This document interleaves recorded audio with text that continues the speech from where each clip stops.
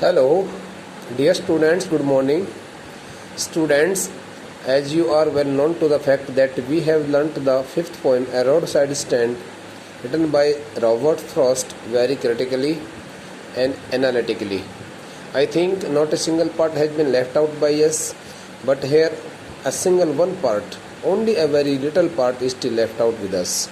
And I think there is no need to tell you about the name of this part if you take it, if you think about it personally. So what part has been left out by us? Just imagine. I think you have imagined. Dear students, we have not discussed something about the poetic devices or the figures of speech as used by the poet in his poem A Roadside Stand. The poet has used different kinds of poetic devices in different lines and different words. So very first we would like to write here the name of the poem and the different things regarding this, the main chapter which we are going to discuss here in this our lecture. Okay, so I write here the name of the poem first. What is the name of the poem? This is the poem, P-O-E-M, poem number 5th, A Roadside Stand. A R-O-A-D road, S-I-D side, stand, S-T-A-N-D, a roadside stand. Okay. So now my main topic is details of poetic devices. D-E-T-A-I-L-S, details of P-O-E-T-I-C, poetic devices, D-E-V-I-C-E-S,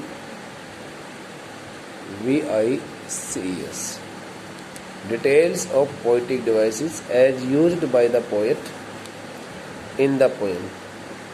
Okay, used in the poem,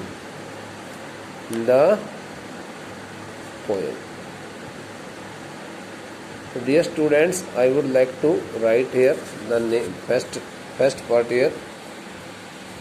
The first step would be here. Name of poetic device, N-A-M-E, name of device, D-E-V-I-C-E, name of device. Okay, and the second word here, words oblique lines. Okay, used in.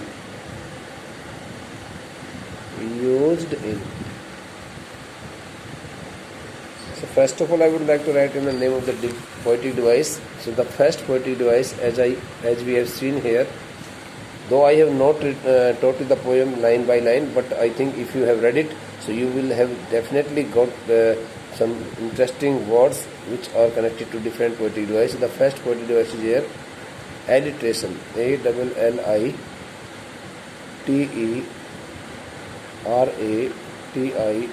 alliteration.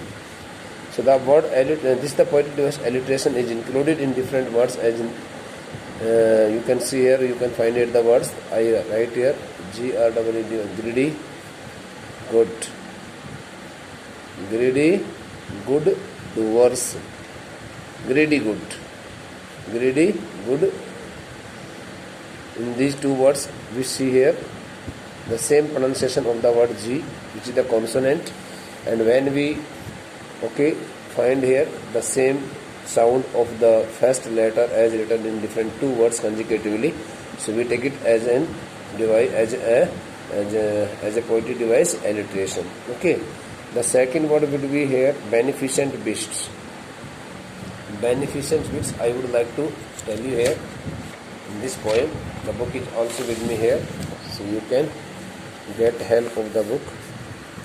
Beneficent, I will pathetically played also is here, and I would like to write here the word greedy good doers. This the word is here. greedy good doers. Okay, this one, as you can see here, greedy good doers. Okay, so here this is the word greedy good. We find here the word alliteration. Okay, and the next word is here pathetically played. It is in the last line, and the next word is here as I have beneficent beasts. Beneficent beasts. It is also written here. Greedy good doers. Beneficent beasts. Dear students, you can also notice it here. Beneficent beasts. So here the word beneficent starts with the letter B, and the next word beasts also start with the word B. So both are the consonants and they give the same sound, and here we find the use of the alliteration. Okay, so I would like to write here this the word beneficent. Beneficent, F-I-C-I-E-N-T. Beneficent beasts. Okay, in these two words we also find here the poetic device alliteration. If whenever you find this the stanza in the question papers, so you should write here the name of the alliteration, poetic device alliteration. And the third word is here pathetically played. Okay, what is the word here? Pathetically played. So here you also find here pathetically played. Pathetically played. P and P. Okay, pathetically played. Pathetically, P-A-T-H-E-T-A-T-I-C-A,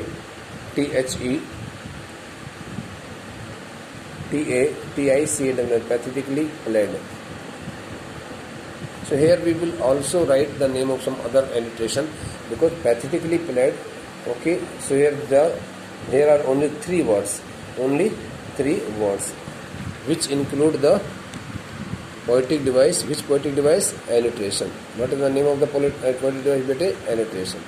The first poetic device alliteration, जिसको अनुप्रास अलंकार कहते हैं, वो अनुप्रास अलंकार इन सभी शब्दों में आपको दिखाई दे रहा है. Greedy good, we can write here doers also, no matter, because the word doers is the part of this word.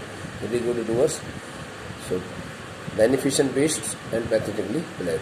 Okay, now we write here the name of the second. Poetic device, and the poetic device name is here. What is the name of the poetic device? Oxymoron.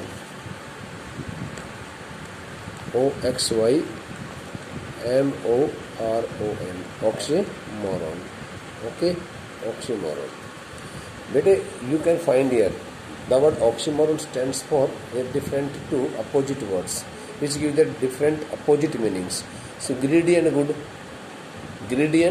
So here we also find here this is the oxymoron. G-R-E-E-D. Once the poet used the word greedy, and then the word used good beast, good doers. So here we see here greedy and good doers. So in these two words we also notice here the poetic device. This is the poetic device oxymoron. In Hindi, virodhavas, oxymoron. The first is your alliteration, the second is your oxymoron. Okay, now the third. I write here the name of the third. Okay, transferred epithet. T-R-A-N-S-F-E-R-R-E-D.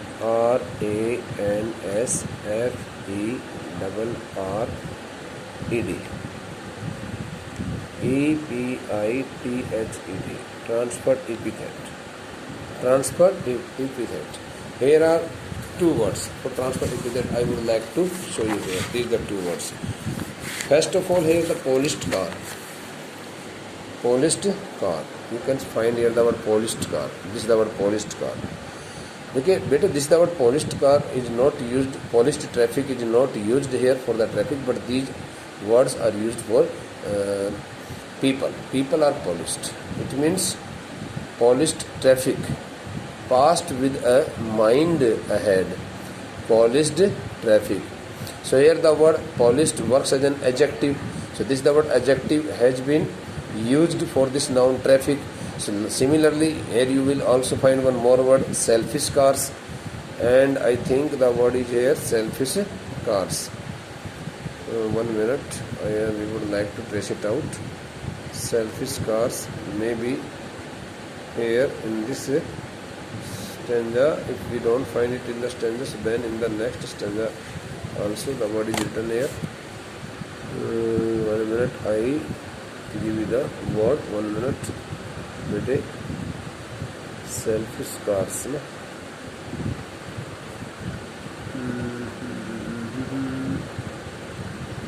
1 minute बेटे.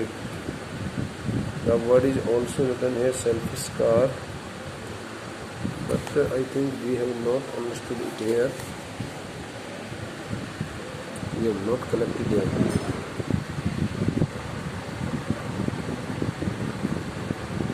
I am trying to find it out, bete.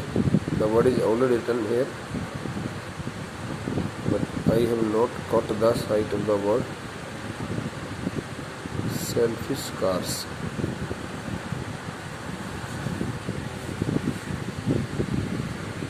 The word selfish car is also written here in the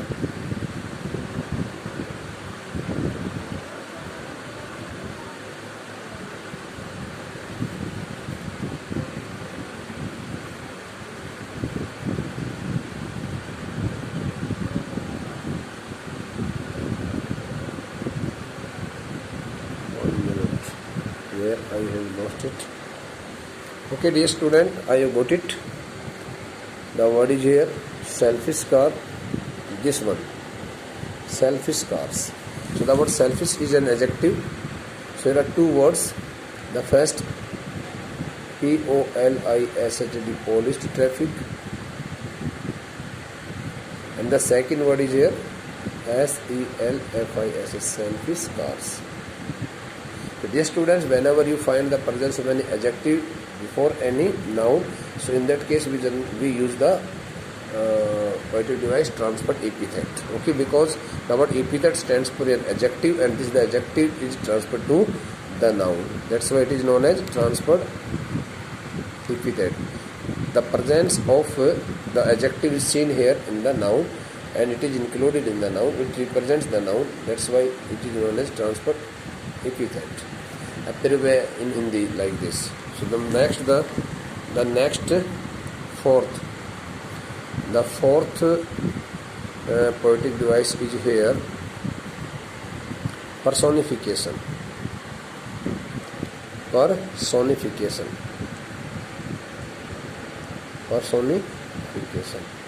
So I would like to write the name personification in the first line. A roadside stand that pathetically plaid. A roadside stand. Here, a roadside stand that too pathetically plaid. So here is the personification. A roadside stand that too pathetically plaid. Because the word roadside stand is okay, non-living object, and it has been described by the poet as a living object. That's why we see here the use of the personification. And the next is sadness lurks. Sadness lurks. LURKS. Lurks. Sadness lurks. Here one word is also mentioned here. Sadness lurks. Okay.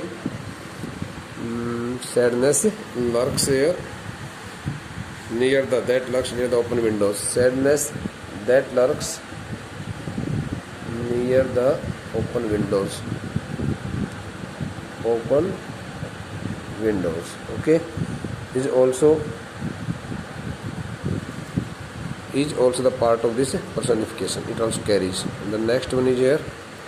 I would like to teach you here about the next poetic device also. Device which is metaphor.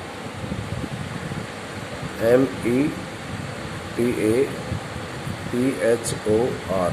Metaphor. Okay. So this the metaphor appears in the lines here, as I can show you here the lines. In the poem, as you can see here, the flower of cities. Here, from sinking, the flower, FLOW here, flower of sinking. From the flower of cities, the flower of cities, CITIES, cities, sinking from. Okay, the flower of cities from sinking. I have written here something wrong. The flower of cities from sinking. SINKING, sinking. The flower of cities, dear students, the flower of cities from sinking. This the part is the metaphor. The next word is here swarm over. As you can say, swarm over their lives. So this is also the part of metaphor. Swarm over their lives. Okay, and the last word is here teaching them to sleep.